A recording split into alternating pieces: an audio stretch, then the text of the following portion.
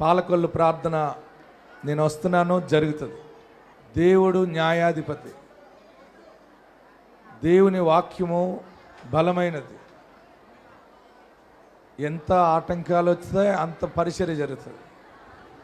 ఇవన్నీ కూడా దెబ్బలు తిని అనుభవాలతో వచ్చిన సేవ ఇది. క్రీస్తు సంఘం అంటేనే శ్రమలతో నడుస్తుంది. ఎక్కువ ప్రార్థన చేయండి.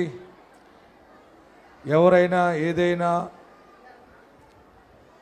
లేని మాటలు ఏదన్నా దాంట్లో యూట్యూబ్లో బలవంతంగా పెట్టిస్తున్నా మీరేం ఫీల్ కాకండి. అయ్యో విశాఖ పాస్టర్ గారు ఇలాగ అన్నారని చాలామంది అంటారు, అనుకుంటుని నన్ను ఓదార్చుదాం అనుకుంటున్నారు. కానీ ఇవన్నీ కూడా మన పరిచర్య ప్రమోషన్ అన్నమాట. ఇది మన పరిచర్య 7 times కాబోతుంది. ప్రజెంట్ ఇప్పుడే గొప్పగా వెళ్ళిపోయింది, ఇది 7 రెట్లు వెళ్తుంది ఇప్పుడు ఈ శోధన ద్వారా. ఎక్కడ సేవ ఆగదు. ప్రభుత్వం కూడా మనకు సహకరిస్తుంది.